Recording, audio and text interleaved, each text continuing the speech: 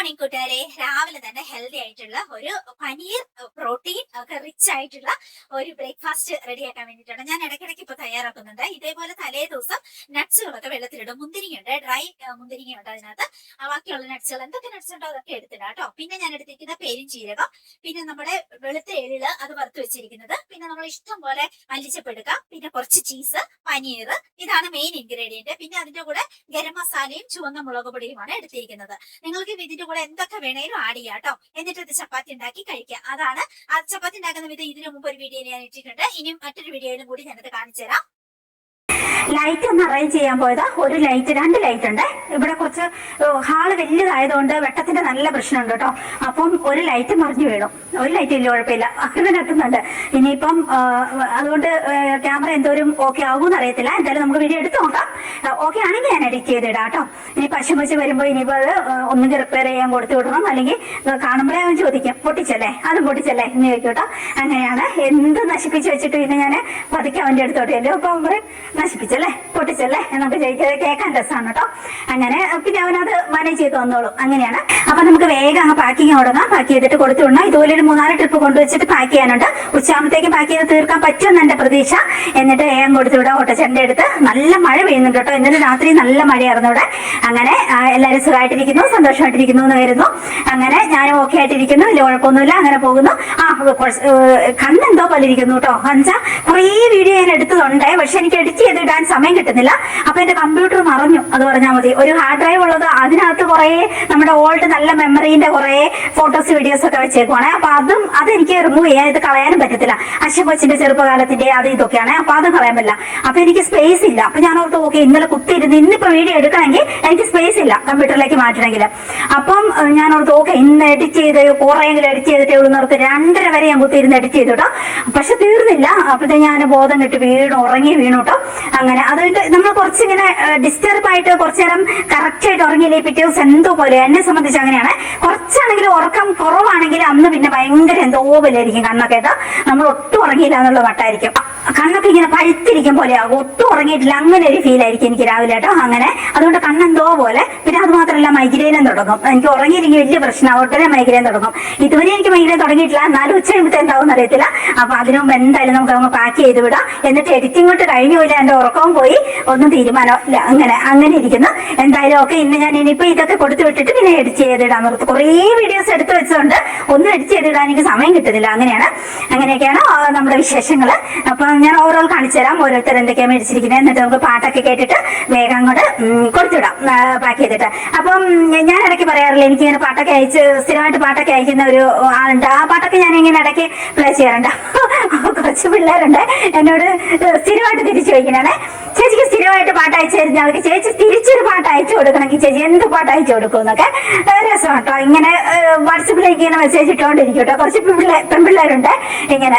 Okay, അങ്ങനെ അയച്ചു കൊടുക്കാൻ ഇഷ്ടപ്പെടുന്ന ഒരു പാട്ട് ഞാൻ കേൾപ്പിച്ചു തരാം. എനിക്ക് ഭയങ്കര ഇഷ്ടമുള്ള ഒരു പാട്ടാണ്.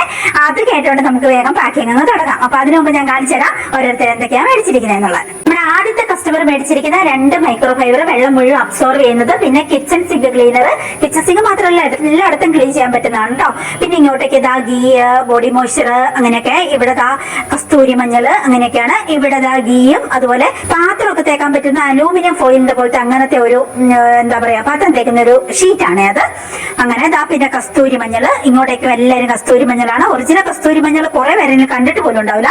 ഇതാണ് കേട്ടോ നമ്മുടെ 1000% ഒറിജിനൽ ആയിട്ടുള്ള കസ്തൂരി മഞ്ഞൾ. അതാ ഇങ്ങോട്ടേക്ക് മോയ്സ്ചറും അതുപോലെ പിങ്ക് ബീട്രൂട്ടിന്റെ ലിപ്പാമും ഒക്കെയാണ്. ഇങ്ങോട്ടേക്കും അങ്ങനെയുള്ള പ്രൊഡക്റ്റുകളൊക്കെ തന്നെയാണ് മേടിച്ചേക്കുന്നത്. ഇങ്ങോട്ടേക്ക് അവര് 4 മൈക്രോ ഫൈബറിന്റെ വെള്ളം അബ്സോർവ് ചെയ്യുന്ന ചവിട്ടി മേടിച്ചിട്ടുണ്ട്. ഇത് വാഷിംഗ് മെഷീനിൽ വരെ ഇത്ര അലക്കാട്ടാവും. നിങ്ങൾക്ക് സെപ്പറേറ്റ് വാഷിംഗ് മെഷീൻ ഉണ്ടെങ്കിൽ തുണി അലക്കാത്ത അങ്ങനെ ഉണ്ടെങ്കിൽ ഇതാ നല്ല ഭംഗിയുള്ള 4 കളർ അവർക്ക് വേണ്ടി ഞാൻ എടുത്തു വെച്ചിട്ടുണ്ട്. പിന്നെ ഇതാ അവർ മേടിച്ചിരിക്കുന്ന ഫേസ് വാഷ് പൗഡർ ആണ്, ലിബാമാണ്, പ്ലെയിൻ ലിബാമാണ്, മഞ്ഞ കളറിൽ കാണുന്നത്. ബോഡി മോയ്സ്ചർ ആണ്. പിന്നെ ബ്യൂട്ടി ഓയിൽ, ഹെയർ ഓയിൽ, താരം പോകാനും മുടി ഒഴിച്ചു നിർക്കാനും ഉള്ളത്. പിന്നെ ഇത് കിച്ചൺ ടവൽസ് ആണ്, 5 എണ്ണത്തിന്റെ ഒരു പാക്കറ്റ്. ആശാളി അരി കരിച്ചിരികൊണ്ട്. ഇത് മില്ലറ്റ്സ് ആണ്, 5 മില്ലറ്റ്സിന്റെ 1 kg പാക്കറ്റ്. ഇത് പിന്നെ ഓയിൽ ഡിസ്പെൻസർ ആണ്, അതിന്റെ അടപ്പ് ഞാൻ എടുത്ത് കാണിച്ചു തരാം പാക്ക് ചെയ്യുമ്പോൾ. പിന്നെ നമ്മുടെ ടേബിളിലൊക്കെ ഇടാൻ പറ്റുന്ന 6 എണ്ണത്തിന്റെ ഒരു പാക്കറ്റ് ആണ് ഇത്, ഫ്രൂട്ട്സിന്റെ ഒക്കെ പടമുള്ള. അതൊക്കെ ഭയങ്കര ചെറിയ പൈസക്കാണ് നമ്മൾ സെയിൽ ചെയ്യുന്നത്, അതുകൊണ്ടാണ് അങ്ങനെ എല്ലാവരും നമ്മളെടുത്ത് മേടിക്കുന്നത്. ഇങ്ങോട്ടേക്ക് ഇതാ ഫേസ് വാഷ് പൗഡർ 4 എണ്ണം അവർ മേടിച്ചിട്ടുണ്ട്, കസ്തൂരി മഞ്ഞൾ അങ്ങനെയൊക്കെയുള്ള. ഇങ്ങോട്ടേക്ക് എന്താ മൈക്രോ ഫൈബറിന്റെ വെള്ളം ഫുൾ അബ്സോർവ് ആകും, കയറി വരുന്നിടത്ത് പോലെ ബാത്റൂമിന്റെ മുമ്പിലോല അടുക്കളയിൽ എല്ലായിടത്തും നമുക്ക് ഇടാൻ പറ്റും. അത്ര യൂസ്ഫുൾ ആണത്.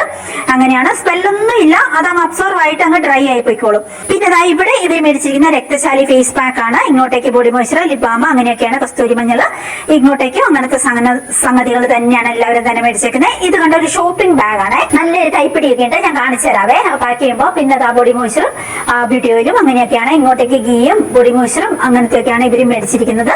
ഇങ്ങോട്ടേക്ക് കസ്തൂരി മഞ്ഞൾ. ഇത് റീയൂസ് ചെയ്യാവുന്ന ടൈപ്പ് ക്ലോത്ത് ആണ്, കിച്ചണിലൊക്കെ നമുക്ക് യൂസ് ചെയ്യാം, എവിടെയെങ്കിലും തുടയ്ക്കാനോ അങ്ങനെ ഇങ്ങനെയൊക്കെ ആയിട്ട് യൂസ് ചെയ്യാം. ഇത്രയും വലുതാണ്, അത് ഒരേ പീസായിട്ട് അതിലിങ്ങനെ മാർക്ക് കൊടുത്തിട്ടുണ്ട്, അതിങ്ങനെ നമുക്ക് മുറിച്ചെടുക്കാം. കൈകൊണ്ട് തന്നെ വലിച്ചാൽ ഇങ്ങനെ കിറുക്കി കിട്ടും, മാർക്ക് കൊടുത്തിട്ടുണ്ട്. എന്നിട്ട് അത് വാഷ് ചെയ്ത് ടിഷ്യൂ പേപ്പർ പോലെ വീണ്ടും യൂസ് ചെയ്യാം. ഒരു 30 പ്രാവശ്യം വരെ ഒരു കഷ്ണം നമ്മൾ മുറിച്ചെടുത്തിട്ടുണ്ടെങ്കിൽ നമുക്ക് യൂസ് ചെയ്യാം. അപ്പൊ അത് ഭയങ്കര യൂസ്ഫുൾ അല്ലേ, കിച്ചണും ബാക്കി എവിടെയെങ്കിലും ഒക്കെ ഒന്ന് തുടയ്ക്കണമെങ്കിൽ അങ്ങനെ ഇങ്ങനെയൊക്കെ. അങ്ങനെ ഇതായത് കറിമഞ്ഞളാണ്, വയനാടൻ കറിമഞ്ഞൾ. ഇങ്ങോട്ടേക്ക് എന്താ ബ്യൂട്ടി ഓയിലും അങ്ങനെ ഇങ്ങനെയൊക്കെയാണ് ഇവർ മേടിച്ചിരിക്കുന്നത്. ഇനി നമുക്ക് ആദ്യത്തെ ബാച്ച് ഇത്രയും, ഇതുപോലെ നമുക്ക് 2-3 ബാച്ച് കൊണ്ടുവച്ചിട്ട് പാക്ക് ചെയ്യാനുണ്ട്. വേഗം അങ്ങ് തുടങ്ങാൻ, പാട്ടൊക്കെ കേട്ടോണ്ട്.